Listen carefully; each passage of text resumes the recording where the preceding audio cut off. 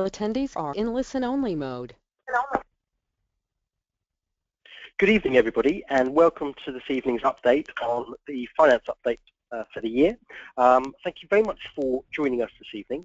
For those of you who haven't been to a webinar previously, the way it works is that you can see my slides in front of you on your computer screen. You can hear me, and I've got a guest speaker this evening. You can hear us talking, but we can't hear you. What we would love you to do is to use the chat box on the right-hand side of your screen and put any comments or questions that you may have to us, and we will answer them in the Q&A afterwards. The idea is to do a presentation for the next 25-30 minutes or so, and we will then try and answer as many of the questions that have come through as we can, and try and be finished by 8:15 at the latest. So for those of you that don't know me, I've been a landlord for the last 16 years or so, and it was off the back of that I decided to launch Upad, because I was frustrated with the existing offerings that were out there in terms of traditional high street agents, that you had to pay for everything even if you didn't want to use all their services, and the quality that you got from the sort of the Gumtrees and so on of this world didn't really work from my perspective. We've grown to become the largest online letting agent in the UK, and we let just over 12,000 properties in the last 12 months. We offer all the services that a traditional high street agent offers, but in a la carte menu, so you just choose the bits that are relevant for you. And anybody you speak to in the office, and they're here 8 till 8 Monday to Friday and 9 to 4 on the weekends, are here to help you with anything you may get stuck with. And I'm really proud of the reviews we get from customers that have used us. We've got an average score of 9.4 out of 10 now from several hundred landlords that have left us feedback. So it's a fabulous endorsement of what we've done. I'm really honoured to have Andrew Montlake join us this evening, or Monty as he's known, who heads up a company called Coreco, which is one of London's leading independent mortgage brokers. I've used them myself a few times already, but Monty is an amazing character who knows so much about the mortgage world, and we are very lucky to have him on board this evening. I do strongly recommend you follow his blog and his Twitter. He does quite a good updates. I've just forgotten what you actually call them. When you do the 60-second updates, what do you call them? Podcasts? Yes, yeah, the little podcast things, yeah. But they're really, really insightful and helpful, and he certainly knows his stuff. So, Monty, thank you so much for joining us this evening and giving up some of your very precious time. It's really, really appreciated indeed to be joining us. I'd just like to do a quick poll, if I may. It's really helpful for us just to know who we've got in the room.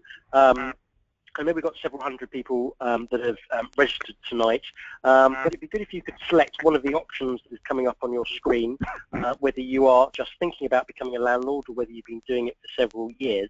But if you could select the one that most applies to you and then press the submit button, that'd be much appreciated. One of the negatives of doing a webinar is we can't see who we've got in the room, so I'd really appreciate it if you can select one of those options that applies best to you, and then we'll just bring up the results. Just give me 2 seconds to bring them through.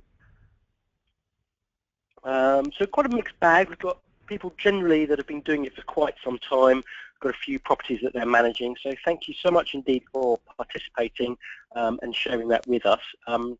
It's really, really appreciated indeed.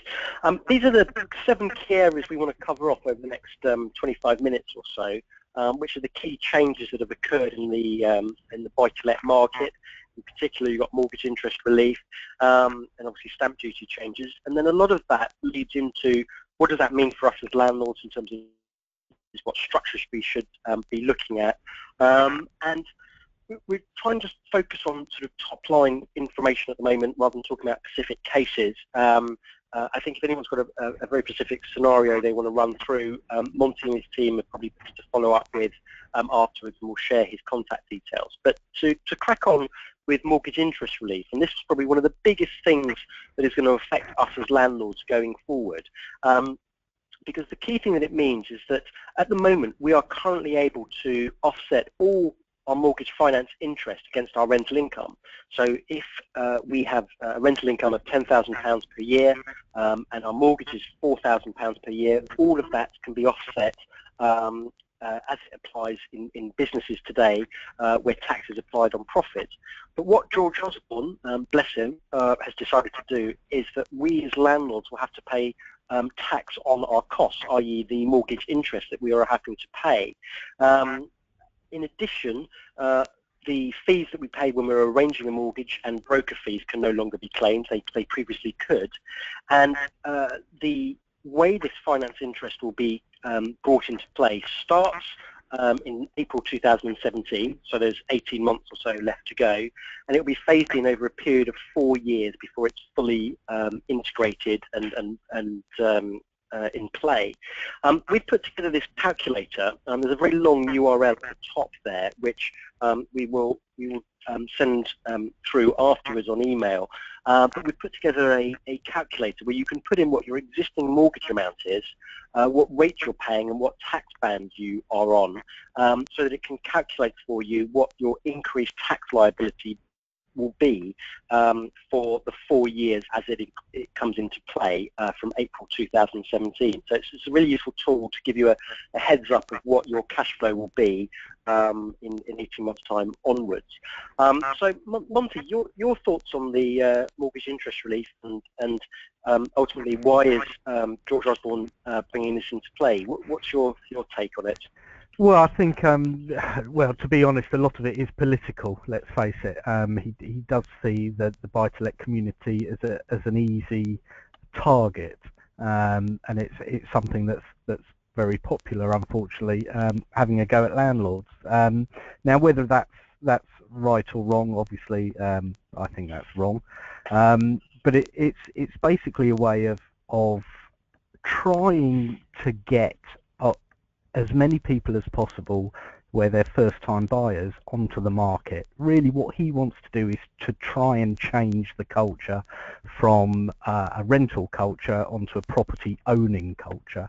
And that's really what he's tasked at doing, is to try and get as many people buying properties as possible. It's a good old Tory policy going back to the Thatcher days, and that's something he wants to implement.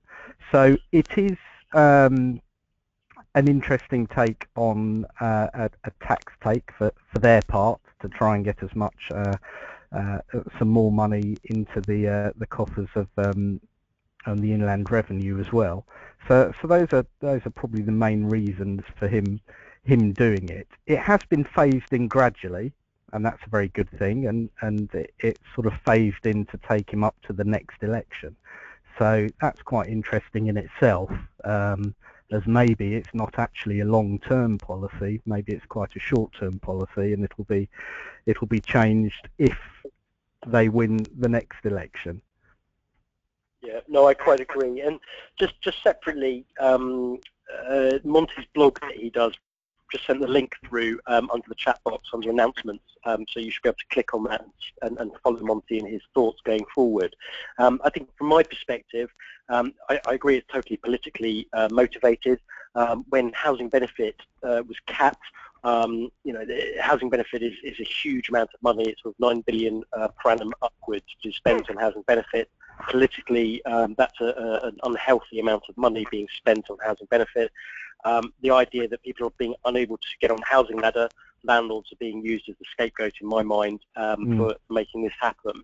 I think also his view is it's about fairness, about allowing anybody to become a homeowner rather than people buying their second, third, fourth property, and also, I suppose, scared about destabilisation of the housing market. I think Monty from who knows this a lot better than I do, but in the first 9 months of this calendar year, the amount of lending to buy-to-let landlords increased by about 10%, but for home owners it was sort of 0.4 or something. So there is certainly a growing amount of money being invested in landlords, and they want to sort of curb that. One thing I would question of whether putting this taxation into play, whether it will actually have the opposite effect. And I do welcome any comments in the chat box on what you think, but we put this flowchart together that I'll show in a little bit on what we think the implications will be. But I'm just going to cover off the other key areas that were also recently addressed too, and then share my thinking on what it actually means. But there was clearly changes to the stamp duty in the autumn budget. So from April next year, so next tax year, there will be an additional 3% that is added if you are a landlord buying a second property. Those people that will be unaffected are those that have a structure within corporates. So we'll talk about limited companies in a minute, and also portfolio landlords. I think, Monty, correct me if I'm wrong, but the HMRC view portfolio landlords of having more than 15 properties in their portfolio as being exempt from this. Yeah, that's certainly what they put in their guidance note. And remember that there's a lot of this still to be decided, so it's still quite grey, but they are doing a consultation around this, and we'll know the final rules in the next month or two. Which is actually interesting, because on the mortgage interest relief there was no consultation whatsoever, and there has been on the stamp duty aspect of things. The good bit is that the increased stamp duty that we are going to have to pay, you can offset against your capital gains liability when you come to sell the property. You're allowed to deduct that from your capital gains.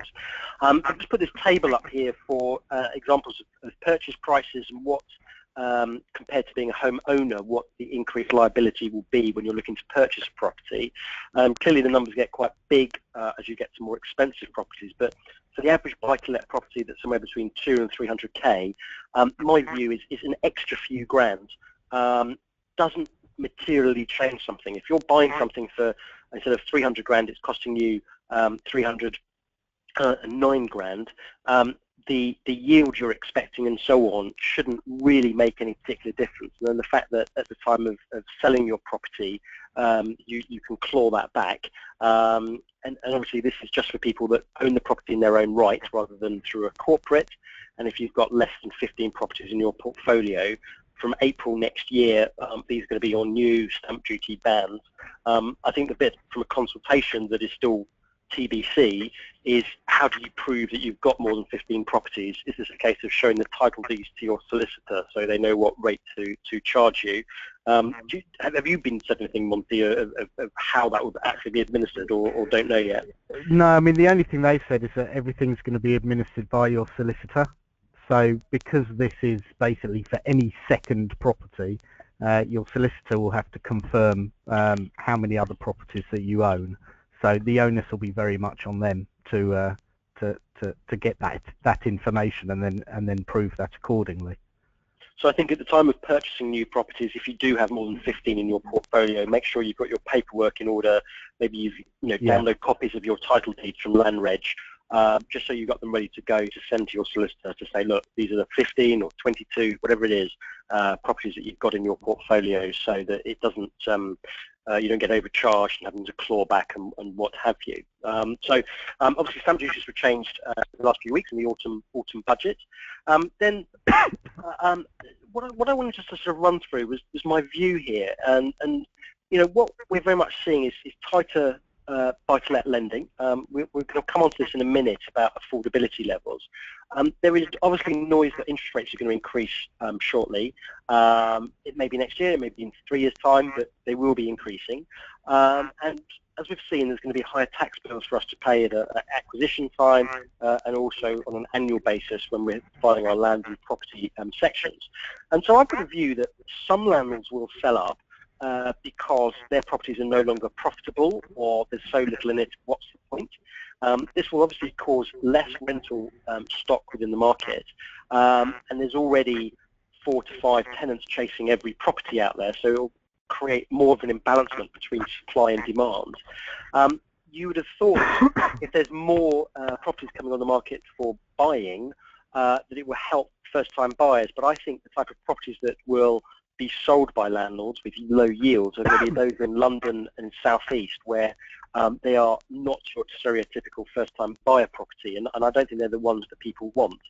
And that, combined with the fact that we're yet to see any significant house building over the last 10, 20 years from government, and tighter lending for first-time buyers, is I think it's going to put more pressure on tenants that are increasingly unable to get on the housing ladder, which will drive rents up as a bigger pot of tenants exist, but also there's a decrease in the amount of rental stock.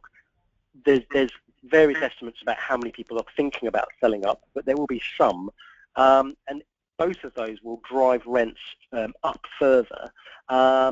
Indeed, those people that don't sell up because those properties are still profitable, I think it's an obvious repercussion that if you have higher costs, and we see this within oil and so on when prices go up at the pump, that those will be passed on to the consumer, the tenant in this case, which will also increase rents going forward. We've certainly seen in Scotland where tenant fees to be paid by to an agent were abolished just over 12 months ago now. The average rent in Edinburgh, as an example, went up 9% last year, and yet the UK average was 3 point something. So I think this will cause upward pressure on tenants. And the thing for us as landlords to be aware of is I can see this causing more arrears. We've already seen an increase in arrears over the last couple of years. And I think the key thing for us as landlords is to be doing our due diligence on tenants to make sure they can afford the property, as there is going to be upward pressure on rents, which I think is an interesting thing going forward, and what happens on an affordability basis, because most tenants now are paying somewhere between 30 and 40% of their take-home pay on rent. As that proportion increases, you do wonder whether, from an affordability perspective, that's something that could actually work or not. So, do you agree with my? Let me just go back to my chart. What are your thoughts on that, Monty? Yeah, I mean, it's interesting, all these changes. We've probably seen that actually it won't really affect the professional buy-to-let landlords with a few properties. So they'll probably carry on as they are. Where we have seen issues is the people who are dabbling, so to speak. So those people with maybe 1 or 2 properties are starting to be put off by some of the tax changes, and that's the only change really that we're seeing there. So I think for investors who've been doing it a while, or for people who have a distinct strategy, actually all these changes aren't really going to change the way they do things. I think one of the questions actually that's come in, or comments, is, do we think that the mortgage interest relief is a way of dissuading landlords from coming into the market and take the heat out of house prices? What I think is more of the case is that you've got, yes, that is obviously true, but you've got an increasing amount of people wanting to become first-time buyers, and landlords going up buying their second, third, fourth property, and politically to reduce the ability for people to buy their second and third property, and in theory allow first-time buyers to have more of a level playing field, is I think what they're trying to achieve. I think the repercussions of higher rents is something to be, a real awareness thing, and us as landlords should be okay, but there is this bit that if tenants are paying 50% of their take-home pay, for argument's sake, in 5 years' time to live somewhere, is that unsustainable? Is that a percentage figure that is just too high? The government has said that these changes to mortgage interest relief will affect 1 in 5 landlords. Now, if you gross that up in terms of the amount of landlords in the UK and the fact they own 3 to 4 properties, the amount of tenants that will actually be affected by these changes is something like 30% of all UK tenants. And my concern is actually, is it the wrong group of people that are going to feel the repercussions of it, rather than it being landlords? So any comments or questions you've got, please do use the chat box. It'd be really interesting to see what your thoughts are on this, and whether a lot of these changes will lead to higher rents, and it's the tenant in the UK that will be sort of fitting the bill from that perspective. Affordability test. Now there's been a bit of noise already from a few players in the market. Barclays in particular have come out with a few changes in terms of how income is calculated and rental cover. Monty will know this far better than I do, but I think for me there's 2 key things that have been talked about. The first is some noise from lenders. I think you and I had a bit of an email exchange a few months ago where I think Barclays in particular were talking about income not from property to be at least 50k. Currently it's 25 is very much the norm. And also the amount of rental cover, that the rent needs to be at least 125% of what your mortgage interest payments are, increasing to sort of 135. Those are the two key changes I think we're already seeing noises of. Monty, this is your lifeblood. What is your thinking on whether everybody will be following suit on what Barclays have done? Yeah, I think we've already seen quite a few lenders looking at this. Barclays said it was driven definitively by the changes in the mortgage interest offsetting. So they've said to be safe they want to increase the rental calculation from 125% to 135%. And a couple of weeks before, we saw Birmingham Midshires, BM Solutions, they upped their rental calculation. Usually they do it at 125% at an assumed rate of 5%, and they've now pushed that assumed rate of 5% to 5.49. And this is all driven off the back of some European regulation and some noises from the Bank of England about actually giving the FPC some powers to take the heat out of the housing market by targeting buy-to-let. And one way that Mark Carney has actually said of doing this is by actually regulating against this rental cover. So lenders like to do things off their own backs rather than be told what to do. So I think this is a reaction to that. They feel that actually if they put their own rental cover in place, they up it, they're seen that they're doing, they're giving a good due diligence, then actually the powers that be probably won't actually regulate and actually tell them what to do. So that's what they're trying to do. And so I suspect you'll see more lenders following this route, which makes it more difficult in places like London, where there are typically lower yields. So for most lenders in some properties in London, you'll probably see 50 or 60% loan to value being the norm, rather than being able to get up to 70, 75 or even 80% loan to value on a mortgage. And I think this is very much sort of a backdoor approach. I think the idea that Mark Carney just wants to increase interest rates, he probably would love to, but I think across the whole of the market is very much aware of the repercussions that would bring.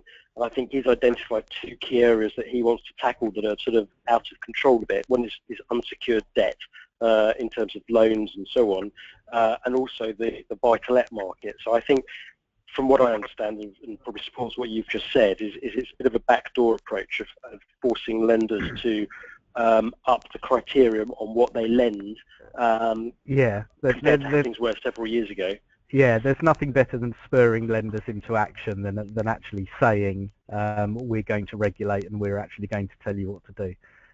So every time people open their mouth and say stuff like that, lenders tend to react before they actually bring in that regulation. And this is exactly what's happening now. And what do you think will happen in the new year? Because clearly sort of January, February is a big time for the housing market per se.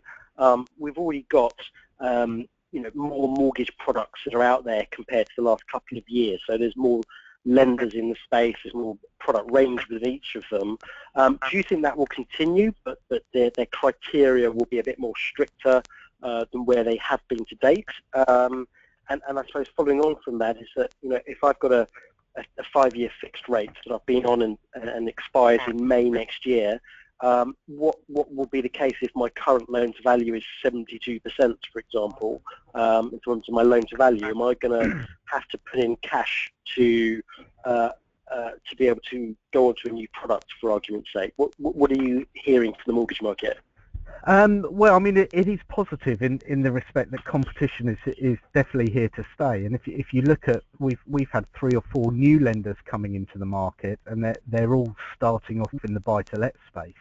So that in itself, you've got people like Fleet Mortgages and Bluestone, and you've got 2 or 3 others waiting in the wings, and they're all fighting over this buy-to-let market, which they see as being very profitable for them. And similarly, in the mainstream market, you've got traditional lenders like Santander and NatWest they all see the buy-to-let market as a way of earning slightly more, but actually the risk really is basically the same as a residential mortgage. So you've got all this competition in the buy-to-let market, which has driven rates down to as low as they've ever been. You know, you can get a tracker rate for 2 years at 1.73% now. You know, that's been unheard of, certainly in the buy-to-let market. So I think the short term is that will continue. Lenders want to do business. They certainly want to get off to a good start in the new year. So competition will continue to be fierce. And certainly coming up to the 3% additional tax changes in April, I suspect that will be a busy market, and lenders will want to take in as much business as possible up to that point. Going back to your point on the 5-year fix, if it's coming up in May, what I'd probably say is the good news is you can get mortgage offers which are valid for 6 months. So if you actually apply for a rate now, you can lock into that, and if your rate's up in May, then you can just remortgage onto that at that time. And my reason for saying that is I think that the next 2 or 3 months will probably be the low point where rates are, and after that point rates will probably start to edge up. A lot depends on what the US does in the next couple of weeks. If they're seen as raising their interest rates, then there'll be an expectation on the UK to follow suit, even if it is 6 or 7 months in advance.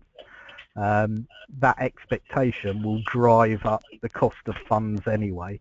So even though there's competition, you might see buy-to-let rates and residential rates actually start to rise slightly.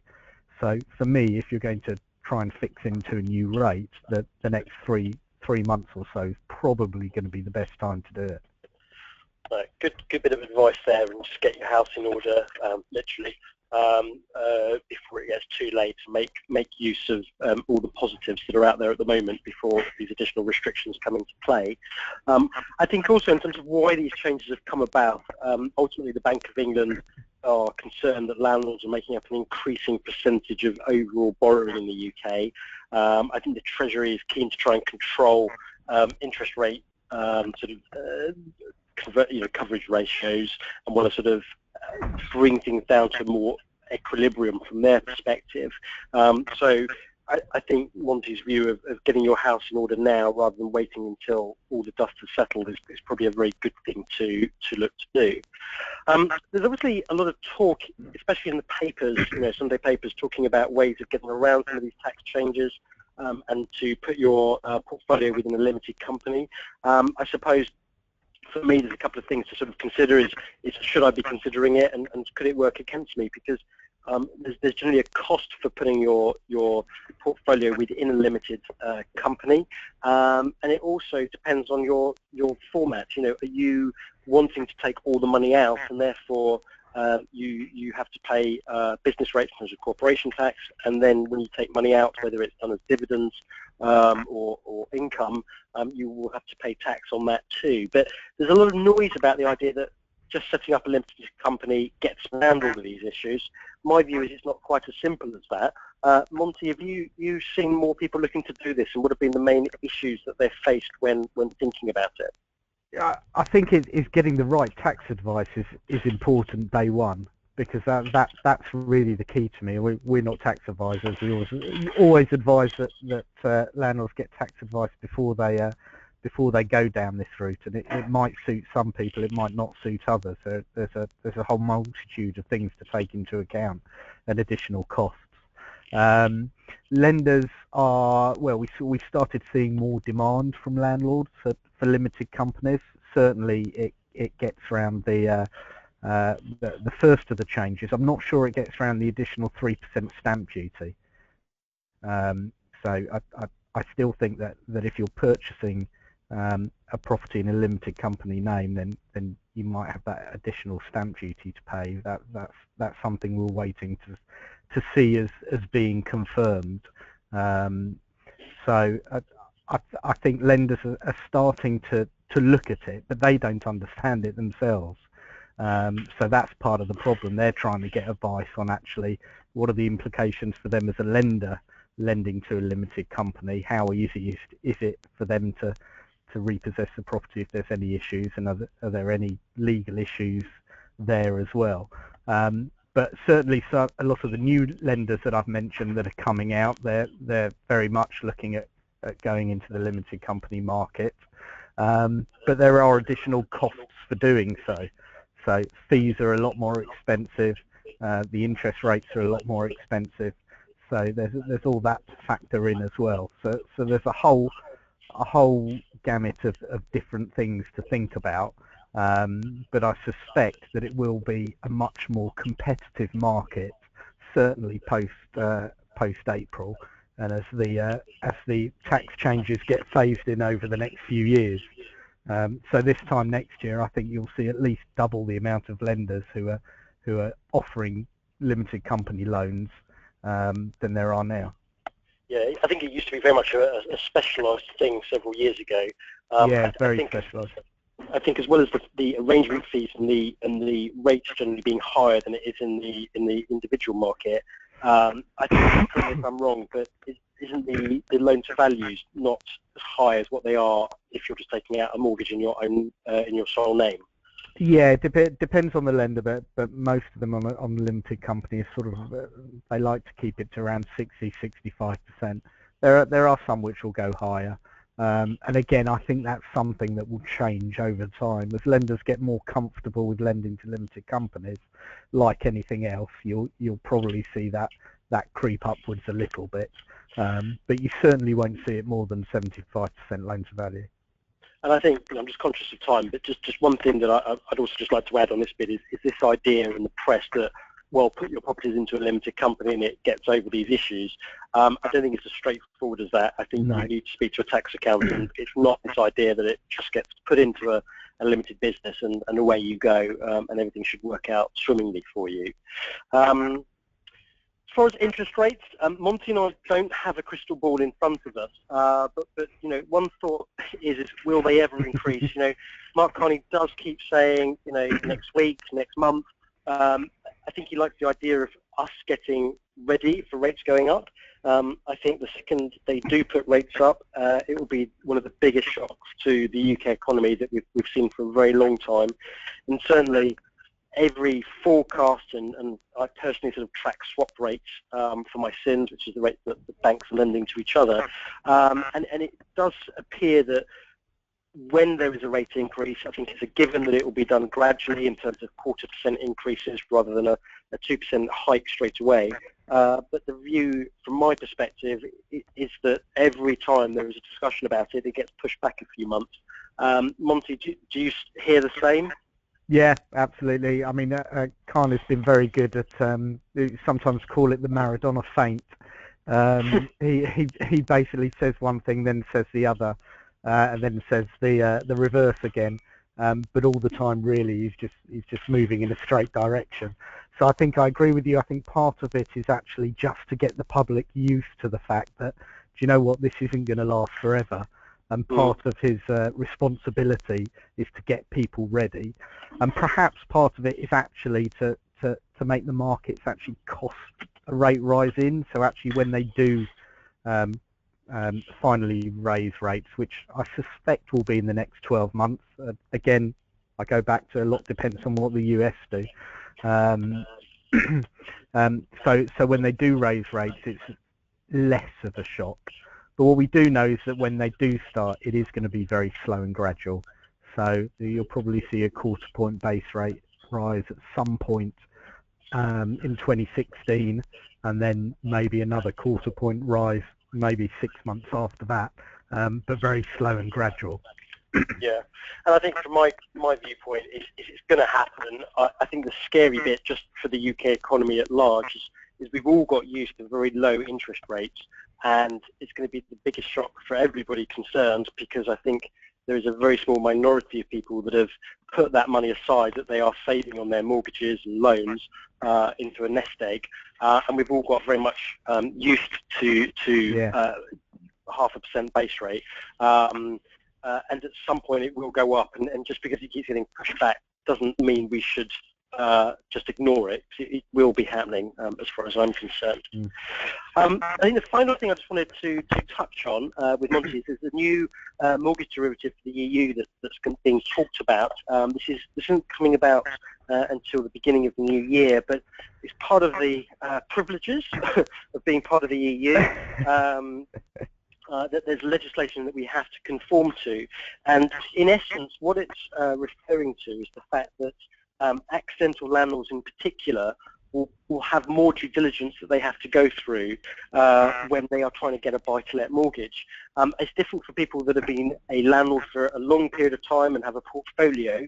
I think there's still some greyness on what actually is the difference between an accidental landlord and somebody who's a professional. But it's about protecting consumers, I suppose, at large, that they can afford this property. And I think the MMR that came into play within the home mortgage market is something that is going to occur for those accidental landlords from next year onwards. And there'll be additional questions asked when you're looking to take out finance. Monty, is that right? Is anything I've said incorrect or missed? Well, I think this is the biggest load of, I was going to say something rude there, but it's the biggest load of nonsense I've ever seen, really. It really is just the UK government trying to appease the EU. I've never, ever met an accidental landlord. There's not one landlord who actually, whether it's a let to buy or even if they've inherited a property, and that's really the main catch that's going to trigger an accidental landlord. So if you inherited a property and you can't sell it for whatever reason, in this market, I'm not sure why you couldn't sell it because it'll fly off anywhere. So anyway, it's just the long and short of it is that it's not really going to have a major effect on anyone. There'll be very few people who will be caught by this. And it will be covered by lenders in terms of a simple tick box. So does the borrower at the time of purchase of the property or the remortgage of the property have any intention for it to be occupied by them or a relative? And that's really going to be the question. If you've previously had a buy-to-let in the past, then it's going to be very simple. You're a buy-to-let landlord. And that's it really. The borrower will have to sign a declaration to confirm that they are not a consumer.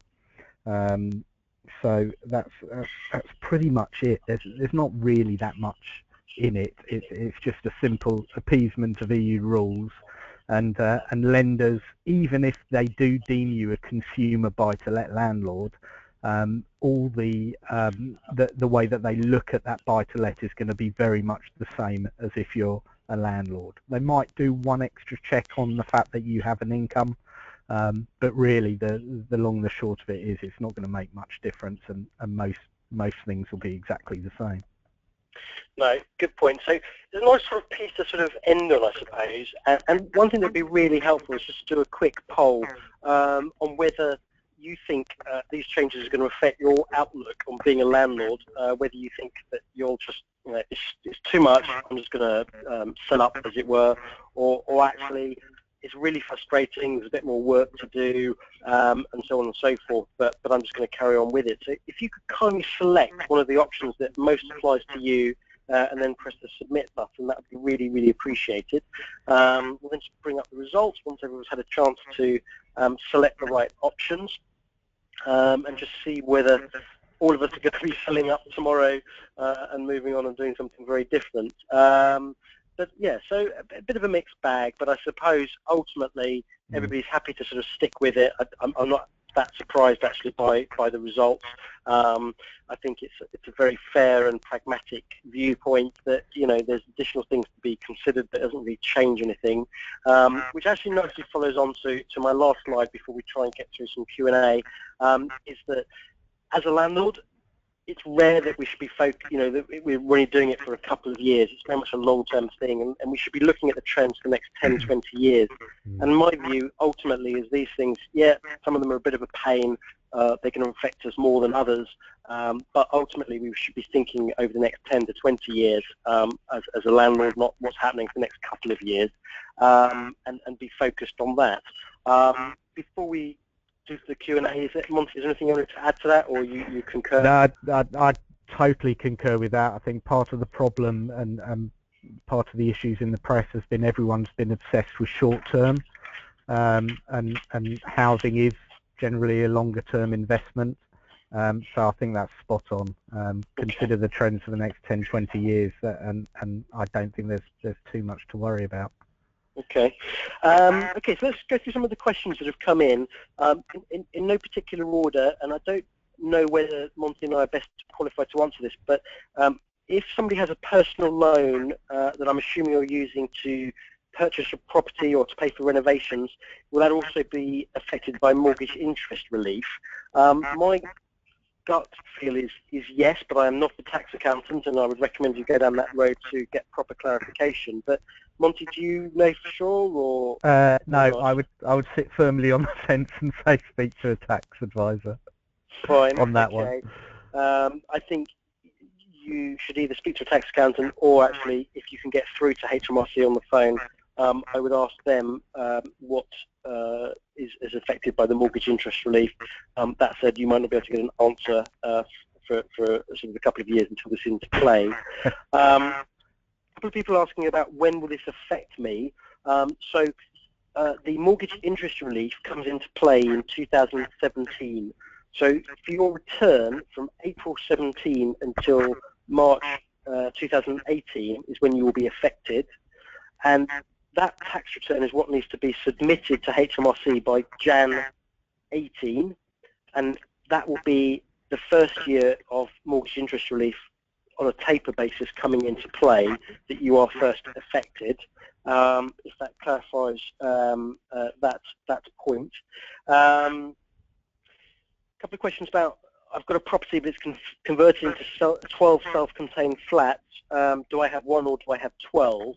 I think, and Monty, correct me if I'm wrong on this, it falls down to what is held at the land registry, whether it's one property or 12 individual self-contained units that are all registered separately, leasehold. For example, my gut is that you've probably got this as one freehold property, and therefore it's one dwelling rather than the 12. Do you concur? Yeah, I agree with that. And unless you've got separate leases on each one, and that's registered separately on the land registry, then it's probably deemed as just one property. So it's more about your footprints that you have with the land reg as an example. If you've got your name against 12 different title deeds, you have 12 properties. A couple of questions about stamp duty changes. Do they apply to let-buy properties? I've got no idea. Monty, do you have any viewpoints? This is a great question because this is the biggest grey area, and something that we're trying to get confirmation on. So what we had back from them was that basically if you have another property anywhere in the world, as confirmed by the solicitors, you will be liable for the tax unless you are replacing your main residence. So that doesn't really clear it up.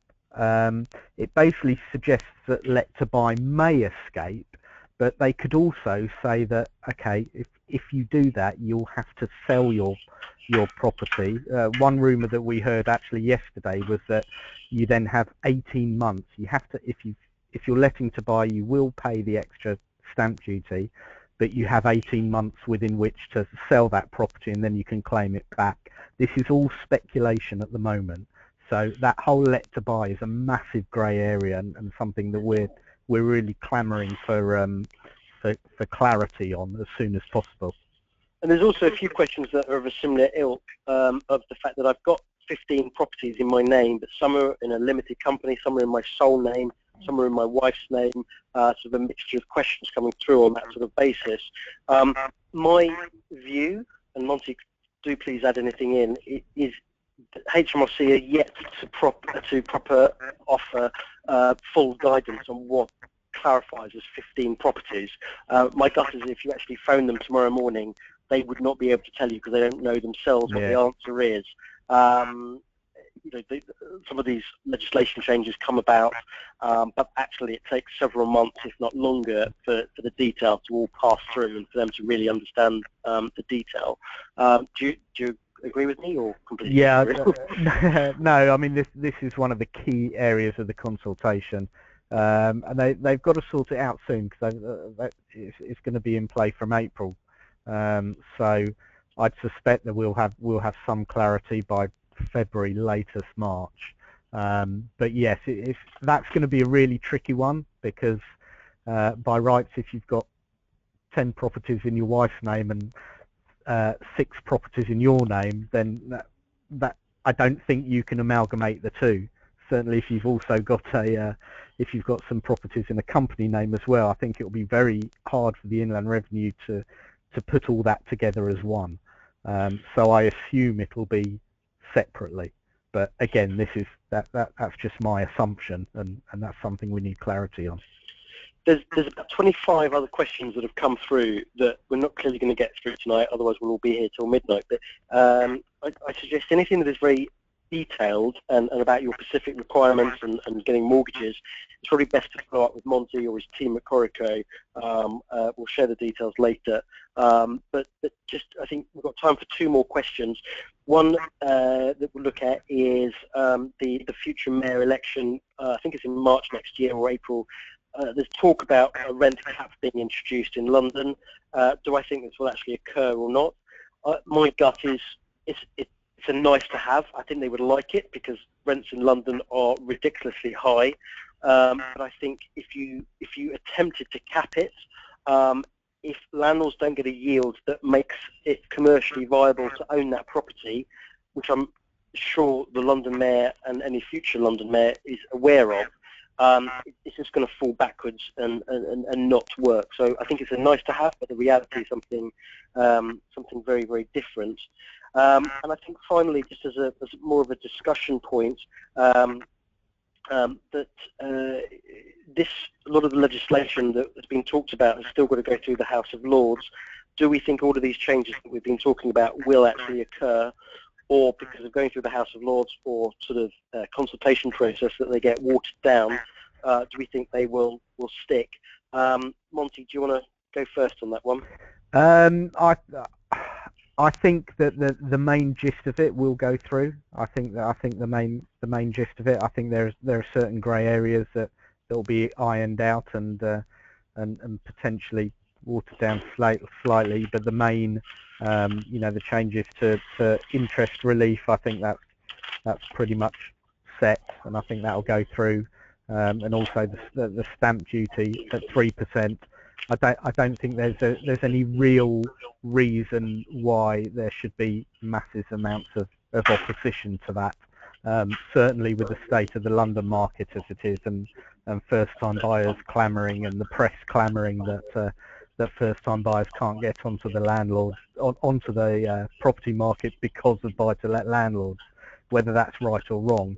I think it will probably go through as is.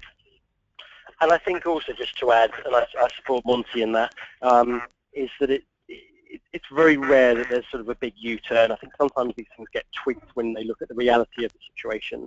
But I think it's very unlikely that they get watered down to any sufficient degree. I think what has been discussed and proposed will stick.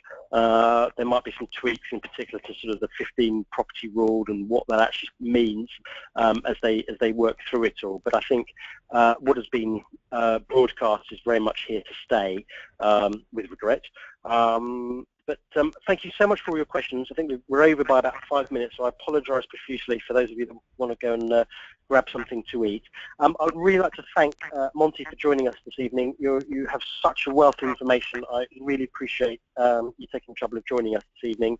You've had a busy old week, and I think it'd be grateful when it all finishes in a couple of weeks' time and we can have some turkey. So thank you so much for your time tonight. Thanks for having me. Appreciate it.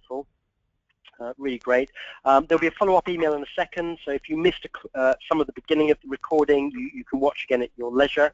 There's also some feedback options on there, and I'd really appreciate if you can share what you thought of this webinar, whether you thought Monty and I were, didn't know our stuff, or we did, how we can improve things going forward. But feedback is so important to us to know how we can make these better for future webinars. So really would appreciate any feedback you can give us on how we can improve them, and indeed any other subject matters that you would like us to cover off.